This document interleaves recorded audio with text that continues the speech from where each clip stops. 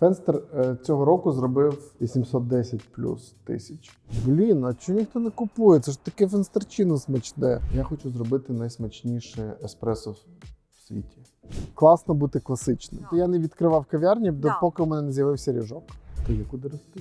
У 1684 році у Відні була відкрита перша кав'ярня Центральної Європи. Її власником був львів'янин Юрій Кульчицький, який, в принципі, і привчив віденців пити каву. Пройшли сотні років, і українець знову задає кавові тренди в Австрії. Сьогодні у нас інтерв'ю з баристою і власником Фенстер кафе Олександром Ямковим. До нього злітаються пити каву люди з усього світу. І сьогодні ми теж вип'ємо з ним каву.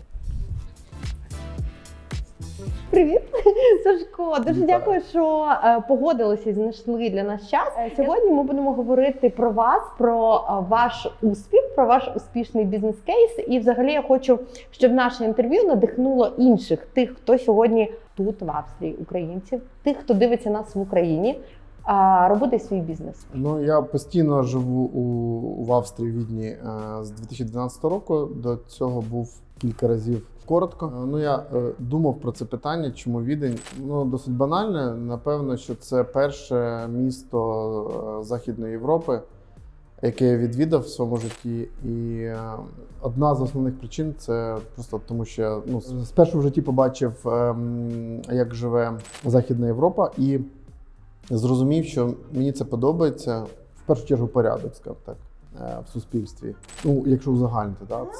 Це спосіб життя, який можна назвати порядок. Чим ви пожертвували, щоб переїхати сюди? Це дуже цікаве питання, тому що я належу до категорії мігрантів, які переїхали в іншу країну не від чогось, а за своїм потягом, за своєю думкою, скажімо так. Да?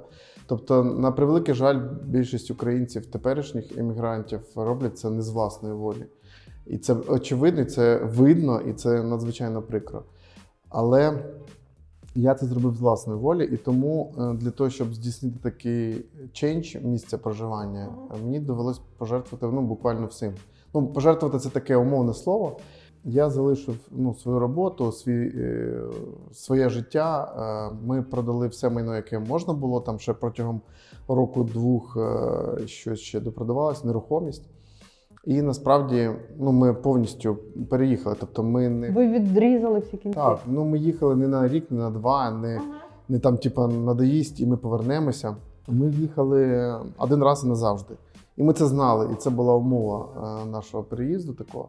Тому ми від всього відмовилися. А все це, у нас був будинок, півгодини від Хрещатику, який ми збудували. Я і друзів розумів, і ворогів умів прощати, бо хрещений батько мій, то хрещатик, то хрещатик.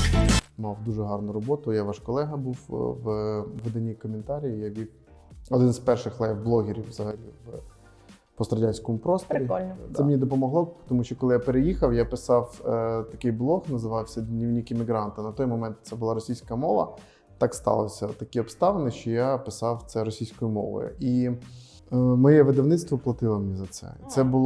Це було на старті досить гарною такою можливістю сплатити своє перебування тут. А як відбулася ця інтеграція ваша? Ви знали мову, не знали мову? Тому що насправді сьогодні тут дуже багато українців, так, в Австрії через війну. Як швидко ви вчили мову? Як? Дайте якісь тіпси, якісь поради. Моя особиста історія така, що в мене був 0 у рівень знання німецької. І знаючи, що я переїжджаю до Відня, я пішов в інститут Гьоте в Києві. І ми здали там щось типу А1-1 за 3 місяці. Там досить довгий термін навчання, чи 1, чи 2 рази на тиждень, дуже мало там по годинці.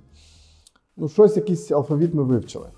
І ми сюди приїхали, умовно кажучи, з нуля і пішли на курси, оскільки ми переїхали спершу по студентській візі. Ми пішли на курси німецької мови і, на щастя, це були інтенсивні курси. І я досягнув рівня С1 за 1 рік. Ого! Це звучить ого, насправді це не досить таке велике досягнення. Чому? Тому що ми поставили собі за мету займатися тільки вивченням мови, І ми цілий рік тільки цим займалися. Тобто я там, ну, десь якісь у мене були, може, справи, але я ні на що не відволікався, крім мови. І у мене це займало порядка 8 годин на день. Тобто десь 3-4 години на курсах і стільки саме вдома.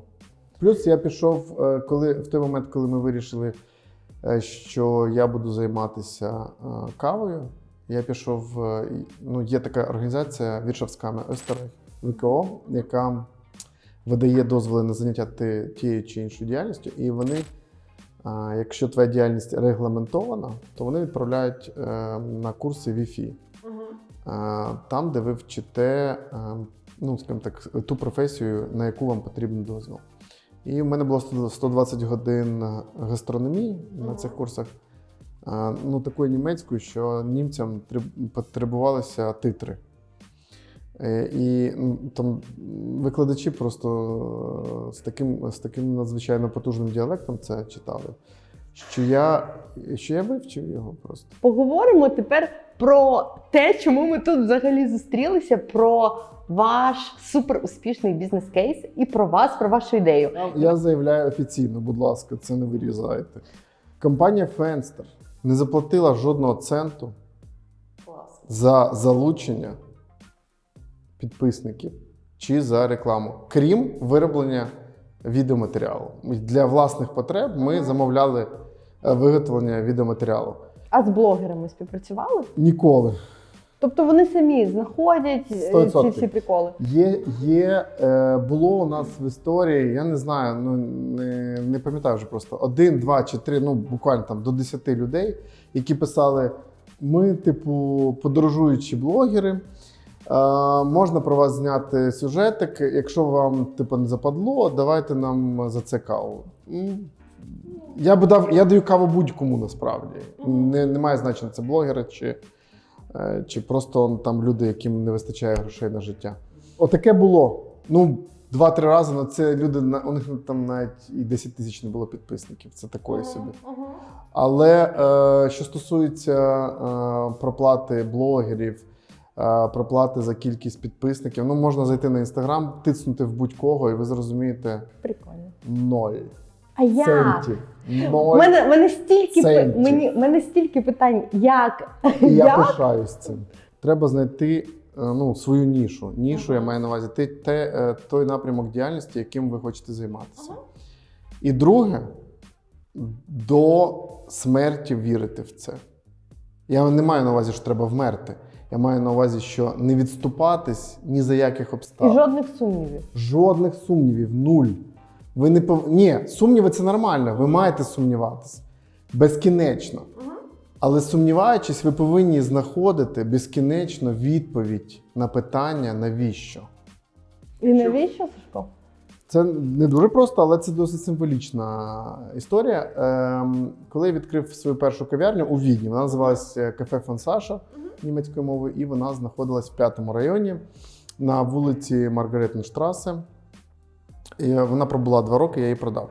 Так от, коли я відкрив цю кав'ярню, я був дуже сильно залучений в місцеву кавову спільноту, і у нас були різні події разом, які ми проводили. І одна з них була фільм про каву. Я вже не пам'ятаю її назву, але тоді було дуже модно робити фільми про каву. Там розповідали про спешалті, брали інтерв'ю у виробників кави, у барист, у різних людей. І один чоловік, він сказав таке речення: я хочу зробити найсмачніше еспресо в світі. І я сидів так в фільмі і такий думаю: блін, так це я хочу зробити. Клас! От це був момент, коли я сформулював свою мету. З часом вона трансформувалася в те, що я просто хочу робити продукт, яким я займаюся. В моєму випадку це кава, який достатньо велика кількість людей зможе сказати, що це найкращий продукт в їхньому житті. Я правильно розумію, що ви для себе вирішили робити кавовий бізнес, так? Після перегляду фільму, чи що б спонукало? Ні, спонукало. Ну, я розумію, це початок історії такий був, що коли ми опинилися у Відні, Я не знав, чим займатися, але у мене такий, скажімо, підхід до життя, що я намагаюся ніколи не планувати наперед. І коли ми приїхали сюди, я хотів спочатку вивчити мову і під час, скажімо так, цього процесу вже зрозуміти, що би я хотів займати. Тому що за своїм складом характеру я підприємець. І по великому рахунку мені було байдуже чим займатися, аби це було пов'язано з підприємництвом. І в якості тренування, такого прикладу підготовки до бізнесу, я, моя колишня дружина і ще двоє наших друзів вирішили, зробимо такий тренінговий проєкт відкриття антикафе. Ну, ви знаєте, антикафе. Да. Це кафе за кав'ярні за часом. У Європі тоді їх майже не було, були такі дуже локальні якісь історії маленькі. Я подумав, це крута ідея, це зайде. І мені випало, ми розподілили, хто чим займається, мені випало вивчити питання кави, бо один з продуктів в антикав'ярні має бути кава. А я юрист і журналіст, і я не міг просто взяти в Гуглі, а в Гуглі тоді ще нічого не було, в Гуглі почитати, що там як. Я був змушений вивчити, а саме прочитати кілька книжок, як готувати каву, прочитати кілька книжок, що таке кавовий бізнес, і т.д., і т.п., і так далі. На це я витратив там 2-3 місяці. Тобто це такий початок вашого шляху як баристи? Ну, дивіться, ми взяли цей проект антикафе не для того, щоб його зробити, а щоб пройти шлях від ідеї до юридичної організації бізнесу. Щоб коли хтось з нас, або ми це зробимо врешті, якщо знайдемо гроші, бо ми не хотіли, не те, що не хотіли, у нас не було. І тут я почав ходити по кав'ярням, щоб скласти якусь картину. Оце, до речі, єдиний момент, в який я сприймав конкурентів і вивчав. Я пройшов по десяткам кав'ярень чи сотням кав'ярень Відня за кілька місяців, перепробував всю каву і зрозумів, те, про що йдеться в гарній книжці, я не знайшов. І в мене була думка, або я неправильно сприйняв книжку, або у Відні нема такої кави. Якої такої? Пояснюю. Через кілька місяців я потрапив в кав'ярню, яка називається Coffee Pirates. В 9-му районі на Шпітальгаса 17. Напроти кампусу університету. Стара лікарня Альпіса Кеха називається. І коли я випив першу, як кажуть там модне слово, філіжанку, кави, з першого ковтка я собі такий, опа, це вона. І якщо це тільки одне місце, яке я знайшов у Відні, то я особисто зроблю ще одне. Ну, знову ж таки, питання, чи я був кавоманом? З точки зору мене теперішнього, я був, не поймі що. А в той момент мені здавалося, що я капець який кавоман. А з не поймі, що в кавомана. Ви перетворилися після того, як відвідали всі кав'ярні Відня? Та ні. Перечитали? Ні, я, мабуть, тільки зараз стаю справжнім кавоманом. Тому що, ви знаєте, це так, як будь-які справи, ви переживаєте процеси зародження інтересу, розвитку, думки, що ти вже все знаєш, а насправді ти нічого не знаєш. А потім, коли ти вже зрозумів, що ти нічого не знаєш, починається поступово розуміння, що дещо ти все ж таки знаєш. От у мене зараз ця стадія. Взагалі, питання якість, класна, найкраща, смачна. Це все про я. Це ваше, його, моя, і глядачів за тією стороною екрану. У кожного своя якість, у кожного своє все. Є таке слово стандарт. Да? Тобто є люди зібралися і сказали, отакі показники є стандарт. Але, по-перше, стандарт не всім підходить. По-друге, а хто вони такі, щоб визначати ті стандарти? Тому зараз в мене така позиція, мені подобається будь-яка кава. По барабану взагалі. Якщо мені смачно, зашибісь. Якщо не смачно, херня. Де багато людей п'ють капучино. Чому молоко з'явилося в каві? Дуже проста відповідь. Надзвичайна. От ви привели мені в якості посилання Франца Йозефа Кульчицького, так? А в чому його заслуга? Чому він такий крутий? Да? Чому ми про нього знаємо?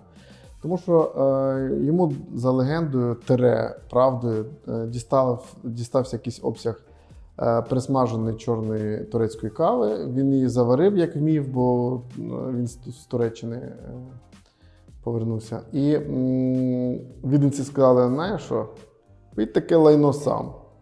І він ходив, думав, ну десь в цьому схожий на мене був хлопець. Ходив, думав, він, до речі, дуже крутий насправді. І придумав, додав туди меду і молока. І получився віно-меланж. І люди випили і сказали, о, нормально штирить. І давай це використовувати. Чому? Тому що кава була лайно. Це так просто, боже мій. А якби кава так була смачне. смачна. От коли до мене приходять люди, ну я підприємець, я ж не можу сказати, не пийте лайно, ну вони підуть в інше місце його пити. Навіщо мені це? Моє завдання зробити так, щоб навіть це було смачно. В цьому моє завдання. Моя особиста оцінка не стосується того, що я роблю. Тому, коли до мене приходить людина і каже, що ви порадите, я кажу, я вам раджу, у нас є офігенний, крутий фільтр. Він каже, та ні, мені лати. Ну, по-перше, що ти питаєш? Що ви радите? Ти ж вже знаєш. Але це я можу подумати, сказати я це не можу. Бо я дуже поважаю людей навпроти мене. І вони беруть і п'ють з молоком. Що я можу зробити? Ну, п'ють, слава Богу. Ми продаємо молоко. Ну, ми кави продаємо дуже мало, насправді. Якщо ми порівняємо, скільки, ну, 90% це молоко, чи 95% Клас. це молоко. Капець. Тому у нас найкраще молоко в Австрії. Яке? Фермерське. Тому 11 євро коштує кава. Давайте. Справа в тому, що я вчився в тому числі в Київському ліцеї Київський ліцей бізнесу. Так, КЛБ. окей. Київський ліцей бізнесу на вулиці Лагерний, 30-32. Людмила Іванівна, привіт. Київський ліцей бізнесу навчив мене тому, що я підприємець. Підприємець, економіст. 11 євро. Коли ми збільшили ціну з, якщо я не помиляюсь, 5,50 до 9,50, це було в 22-му році. Гвалт до цих пір не припиняється, як ви так могли. І минулого року я посидів і подумав, ну 9,50 несерйозно, треба 11. Тепер я думаю, що в суботу або в понеділок Хойте вийде статтю, як вони могли, тепер 11. За цей рік, що кава коштувала 11, кількість ріжків збільшилась в обсязі продажів на 20%. Я відповів на ваше питання? Да. Але в мене є інше питання. Наскільки, я не знаю, як підібрати зараз правильне слово, можливо, я його знайду, але я зараз скажу таке трошки жаргонне слово. Намаханим треба бути і, сміливим, щоб ставити таку ціну і думати, окей, а якщо не прийдуть? Я би себе назвав швидше розумним, ніж сміливим. В мені говорив розрахунок, а не сміливість. А що відбулося в нашому випадку? Все значно здорожчало. Газ, молоко, кава, оренда, електрика. Під час початку війни, широкомасштабної в Україні, і в зв'язку з перебоєм енергоносіїв все зросло в ціні. Ну, насправді це все маніпуляція і спекуляція. Насправді причини фінансової кризи лежать зовсім в інших питаннях, але влада скористалась і навісила на війну це все. Але окей, все здорожчало, і я порахував, елементарно в мене не вистачає бюджету, щоб підтримувати роботу мого закладу. І єдиний шлях, ну тобто ми поскорочували видатки, єдиний шлях подальшого існування – це здорожчання. Робити дорожче щоденну каву мені було складно і важко, тому що у людей не стало більше грошей. З якого дідька вони будуть більше витрачати на нашу каву? І що ми зробили? Ми підняли вартість кави там на 10%.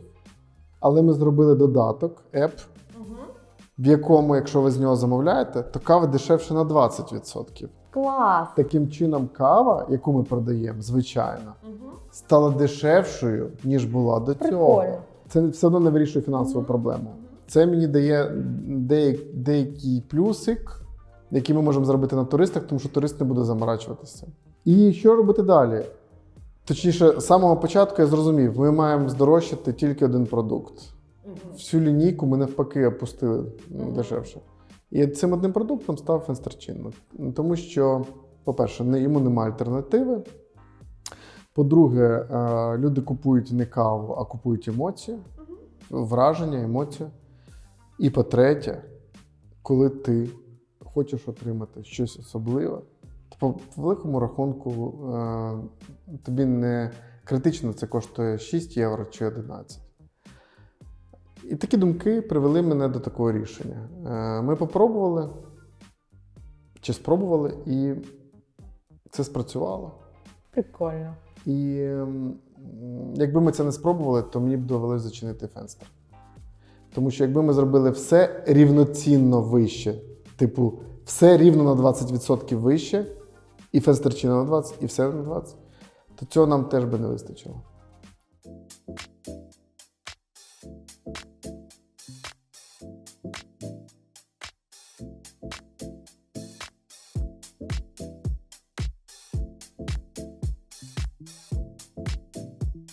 Саме це коштує 11 євро, але в нас є ексклюзивна інформація від Сашка, що коли це відео вийде, тому що поки монтаж, всі справи, воно буде коштувати вже 12. Тому нам пощастило, ми його зараз будемо куштувати за 11. Окей. Це вафельний ріжок, вкритий шоколадом, маленький конус.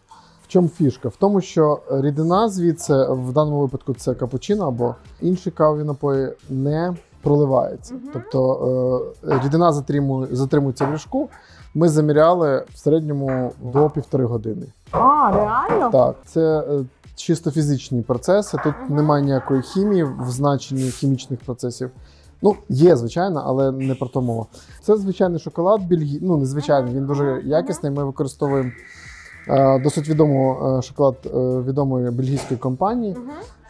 І це звичайний молочний шоколад, він дуже смачний. Клас. І ноу-хау, да? Тобто фішка, чому в нашому випадку воно не протікає, тому що ми знаємо секрет, як цим шоколадом вкривати ріжок. А ви довго пробували різні варіанти, поки дійшли до цього дуже рецепту? довго. Але тут немає особливого секрету, насправді. Ті, хто займається шоколадом, для них це не секрет. І... А ви готуєте це тут, цей ріжок? Тут? Так, у нас там є виробництво, я, на жаль, поки що... в цьому приміщенні. Я, на жаль, зараз його не зможу показати, але ідея в тому, що ми виробляємо, тобто завершуємо приготування ріжка на своїх потужностях. Окей, готуємо. Так, з задоволенням? Клас. Потримай, будь ласка, я зараз Давай. підготую Клас. все решту. Я вже хочу його їсти. Це молоко, молочна піна. Еспресо у нас вже готове є. Тримаєш? Так. Додаємо еспресо шот. І просто беремо молоком, робимо трошки латте-арт. Ух ти. Боже, так красиво, Прошу. дякую. Тримай під кутом, не рівно, а під кутом отак. Так. І пити з цього боку краще. Треба спочатку випити всю каву. Справа в тому, що ріжок крихкий і він може тріснути, і тоді Треба було все раніше буде на вас. сказати. Прикол в тому, ми говоримо кожній... О, бачите? Класика. Це треба зняти. Коли ми це говоримо, це не допомагає. Всі роблять так, як Алла. Тобто є ще правила. Прекрасно. Оцей прикол, це прикол в шоколаді цьому. У нас є багато, не багато, а певна кількість відвідувачів, яка купує просто ріжок і їдять його. Прикольно, як печиво. але це дуже класно. А з чорним нема? Не робите? Ми робили з різними варіантами, Ага. це Нема типу смислу. найкраще. Типу найкраще. Блін, ну це прикольно.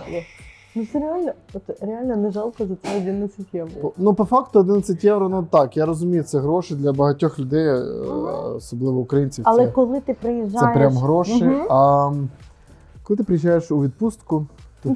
Да. Ну, ти платиш, як ти сьогодні сказав, за емоції. Абсолютно. У мене була дружина, і ми з нею розійшлись до того, як я почав робити Фенстер. І коли ми з нею розійшлись, я вже остаточно сформулював для себе сенс свого життя. Я собі поставив мету, я просто хочу досягти надзвичайно видатних досягнень, займаючись своєю справою. І коли я це зрозумів, що я хочу цей шлях пройти, я зрозумів, що в цей момент у мене не буде сім'ї, в такому розумінні, як ми це все розуміємо. Ніяких хобі, ніяких інших розваг, занять. Я буду займатися тільки кавою. І, власне, те, що ми бачимо, це результат такого підходу. 24/7? Так, і на 365. У мене немає ні вихідних, ні вільних годин, нічого. Тобто вони бувають, але тоді, коли це дозволяє моя справа. Фенстер цього року зробив обороту в районі 810 плюс тисяч. Для кав'ярні з вікна, де подається лише кава, я погоджуюсь. 810 тисяч євро. Так. Євро, окей. Так. Тобто середньостатистично ми десь 66-67 тисяч на місяць, якщо поділити весь дохід на... Це бруто, це включаючи податки, все на світі. Ну, я пишаюся цим результатом, але вважаю, що це ще... Це майже 1 мільйон євро. Я не сподівався, що цього року буде 1 мільйон. У нас вже 3 роки. У нас було 740 в 21-му, трохи більше 700 в 22-му, менше на скільки там відсотків.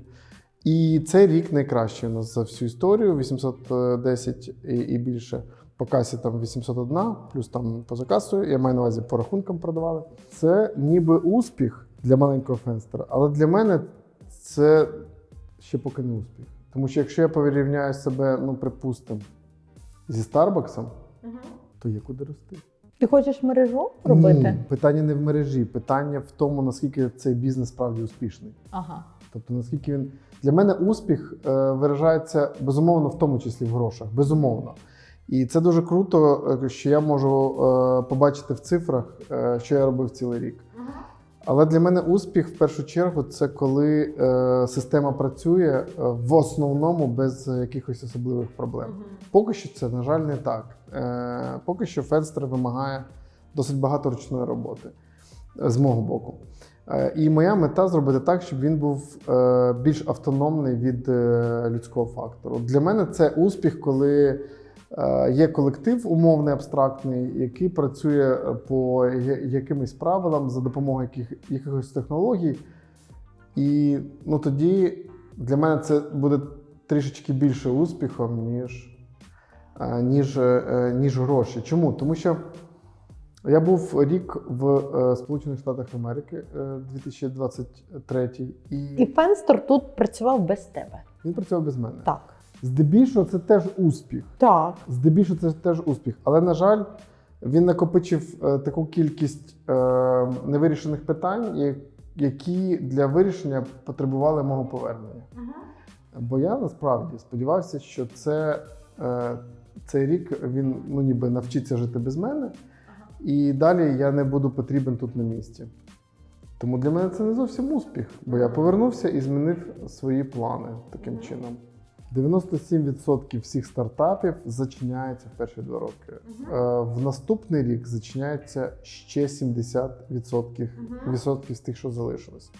До 5, я рахував, є статистика на цей привід, до 5 років доживає там щось там 0, щось. Ну вам вже 7. Нам вже майже 7. І з огляду на це безумовно, в цьому питанні це успіх. Безумовно. І це виживання на досить конкурентному ринку. І те, про що я розповідаю, це стосується в першу чергу сектору гостинності. Бо на кожному кроці є кав'ярня, на кожному кроці є готель. Тепер переходимо вже до якихось таких практичних речей. Коли ти відкриваєш кав'ярню чи будь-який заклад громадського харчування, ти повинен собі, стоїш ти з цієї сторони, і повинен дати собі відповідь на дуже просте питання. Чому ти вважаєш, що люди по ту сторону мають до тебе зайти? От що має бути в голові чи в очах у тих людей, щоб вони зайшли до тебе, а не до твого сусіда? Коли в тебе є відповідь на це питання, то ти можеш потихеньку йти до тих, хто вижив. Коли в тебе немає відповіді на це питання, то ймовірність майже 100%, що ти будеш один з тих, хто вилетів. До мене звертаються регулярно люди і питають: розкажіть в 2 словах, там, чи як, що нам робити, там, ми хочемо відкрити ресторан чи кав'ярню. Я кажу, скільки ви хочете інвестувати? Там, 100, 200, 300, 400, 500 тисяч євро. І я кажу, ці гроші або покладіть на рахунок і знайдіть краще застосування, або просто програйте в казино. Це буде краще, ніж відкрити ресторан. Тому що ви втратите час і всі свої гроші. Дивися, ми зараз стоїмо біля Фенстер-кафе. Фенстер-кафе, яке не знаходиться на прохідній вулиці. Як ти робив промо? Як ти робив рекламу? Значить, у промо є багато різних варіантів, як це робити. Я не фахівець, хоча я дещо читав про маркетинг. Все, що я роблю, це результати експериментів. І це погано, до речі. Так. Треба вчитись. Треба вчитись. Треба вчитися. Як що відбулося? Є 2 підходи, які я для себе розумію. Перший підхід – це в тебе є умовний якийсь продукт, і ти витрачаєш умовну кількість грошей, щоб цей продукт створити на нього запит. Так. І другий підхід, цей підхід він досить швидкий і з поправкою на розумність і геніальність людей, які цим займаються, він так чи інакше ефективний. Є інший підхід, який використав я, і це досить ризикована штука. Це коли ви витрачаєте на популяризацію 0, а робите продукт, який сам себе буде продавати. Умовно кажучи, надзвичайна унікальність комерційної пропозиції. Або це дуже дешево, або це дуже смачно, або це дуже цікаво. Щось має бути таке дуже, щоб люди самі приходили до вас і хотіли це. В тебе ріжки були від початку Фенстер-кафе? І це була твоя унікальна пропозиція? Так, я почав, тобто Да. я не відкривав кав'ярні, Да. поки у мене не з'явився ріжок. Отак скажемо. Так. Перший день там можна знайти в інстаграмі, а є фотка, де у мене я відкрив там фенстер, і там у мене таке на папірцеві меню. Я на стінку приклеїв папірець, на якому було написано фенстерчино, там стіки-то, еспресо стіки, капучино стіки, лате стіки. У мене було там 4 чи 5 кав. Перших півроку ми працювали без вивіски. І я не люблю вивіски. І є таких пару людей, які теж так роблять в Австрії, в Відні. Чому? Тому що, якщо це типу прикольно, то люди і так прийдуть. І в цьому полягає смисл цього піару чи маркетингу. Тобто я обрав шлях такого, що мій продукт сам себе піарить. І як ви вже бачили в інстаграмі, на нас є купа посилань. Дивися, це вже пройшло скільки років, як ви тут? 7 років. 7 років. Це зараз зрозуміло. От я хочу, щоб ми зараз трошечки перейшли до такої практичної частини, для тих, хто буде нас дивитися.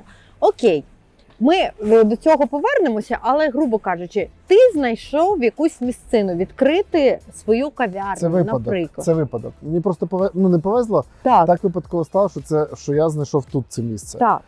Це могло бути будь-яке місце взагалі. Це не має значення. Не паритися. Ні. І окей, ти відкрив. І що? І спочатку люди, Ні. ти запрошував друзів чи кого? Нікого не запрошував.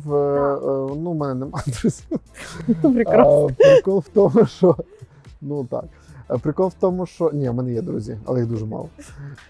Прикол в тому... І вони не говорять українською мовою. Так сталося. Да. Тобто спочатку приходили австріяки. Так, але їх було дуже мало, і вони не приходили, а вони були скептичні. Ось в чому річ. Коли я відкрив, я просто на папірцеві написав фенстерчино там 5 євро, чи скільки там воно було. І перші кілька днів, тижнів, може навіть місяць, чи плюс-мінус таке, я собі думав, а чого ніхто не купує? Це ж таке фенстерчино смачне. Так. І я через місяць такий, а звідки вони знають, що таке? Так, логічно, так. І Окей. тоді з'явилось там на відосіку, ми робимо фенстерчино. А попередньо був пластикові такі меню. Так. У нас була фотка фенстерчино Так. колись давно. Да. І коли з'явилась фотка, люди почали замовляти, бо вони побачили. Як це вони могли тебе виглядає. знайти? Просто тут Ніяк. хто ходив? Просто ходили люди, ти, я, Да. він Окей. навіть. Да. Просто ходили такі, о, на фотки щось прикольне. І взяв один, другий, третій. А за 2 роки взяв хтось із регіону Перської затоки, у якого було 2 мільйона фоловерів. Коли ця людина нас запостила, я пам'ятаю цей момент, але не дуже пам'ятаю, хто це був. Дай Бог здоров'я цим гарним людям. І з того моменту все включилось. Клас. Тобто почали люди приходити, дивитися. Вони, ага, там в ленті я бачив, давай то сьо. І я це зрозумів і думаю, може мені заплатити, а потім я подумав, ні, я ніколи не буду цього робити. Чому? Тому, по-перше, навіщо платити? Навіщо? Так. А по-друге, вони це подають як свій контент. І це абсолютно інша подача, ніж коли ти заплатив. Але для мене найприкольніше те, що коли я бачу посилання на нас, то я бачу в одній стрічці, в одній карусельці, як це називається, да? Да. Фенстер, там Кафе Централь, Да. Мікейлерплац, Хофбург. Що ти відчуваєш в цей момент? Я думаю, блін. Це Ну, це ми. круто! Тобто це такий класичний must-have. І це набагато крутіше, ніж бути типу модним. Да. Класно бути класичним. Коли ти класичний, то твій трафік вже майже ні від чого не залежить. Тобто Фенстер кафе на сьогодні це вже частина Атракція, Відня так, і частина must-have так, будь-якого туриста у Відні. Багатьох. Ну, ще нам трошки далеко до такого рівня, як там Фігельмюллер там, чи інші заклади. Вони круті і в більшій мірі тому, що їм там по кількасот років. Там, 100, 200, 300, 400. Я думаю, що коли я не те, що мрію, так собі уявляю, що якщо Фенстеру буде 100 років, то Клас. Прикольно. Я тобі зичу це. Ти мені казав теж за кадром, що ти витратив, я не знаю, втратив, ти сам мені скажи, чи витратив дуже багато грошей, Так. поки дійшов до цієї успішної схеми бізнесу.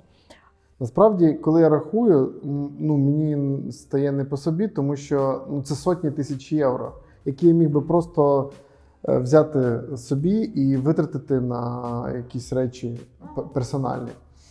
Але я йшов шляхом експериментів і витрачав дуже багато грошей на проекти, які зрештою виявились менш успішними. В тому числі оце місце, де ми зараз знаходимося. А що тут було? Ми тут планували дегустаційний магазин з продажу кави і кавових машин. Є безліч причин, чому воно не пішло далі, але ми витратили на обладнання і решту всього більше сотні тисяч. І витратили рік роботи, життя для того, щоб це все зробити. А в чому фішка Фенстер, окрім ріжка з капучино? Насправді дуже багато маленьких нюансів, які впливають. По-перше, це швидкість обслуговування. Ми робимо це дуже швидко. Скільки? Я заміряв буквально недавно. Середня швидкість при великій інтенсивності в районі 2 кави на хвилину. Круто. Це з урахуванням того, що ми робимо ріжок. Його підготовка трошки довше, ніж там капучино чи латте. В середньому 2 кави на хвилину. Але ми можемо і робити і 3-4 на хвилину. Це реально теж. Це перше. Друге, я відчув смак свого споживача і запропонував ту каву, зерна, мається на увазі, бо ми смажимо самі. У нас є цех по виробництву кави Клас. за Віднем. І я сам смажу каву, і я навчився робити її такою, яка подобається тим людям, які прийшли до нас. Ми намагаємося також, я обов'язково з персоналом працюю, щоб обслуговування було належного рівня, щоб люди були привітні. Ми там не влаштовуємо скандал, якщо немає там грошей на картці, просто даємо каву безкоштовно там і так далі. Боже, не кажи це, ти ж розумієш. Слухайте, такі випадки трапляються досить рідко і візуально видно, хто прийшов до тебе. Так? Є різні ситуації. Так. В якихось випадках ми кажемо, вибачте, до побачення. В якихось випадках ми пригощаємо. Це дуже індивідуально і це так автоматично не працює, насправді. Є критерії, по яким ми можемо це користуватись. Крім всього того, у нас дуже гарний і, скажімо так, науково обґрунтовані робочі процеси, де ми слідкуємо за максимальною чистотою всіх приладів, які займаються приготуванням кави. У нас там дуже часто чиститься все. У нас спеціальний персонал, який щодня робить чистку всіх приладів дуже ретельно. Тобто те, що виробник рекомендує робити там раз на тиждень, ми робимо щодня там, і так далі.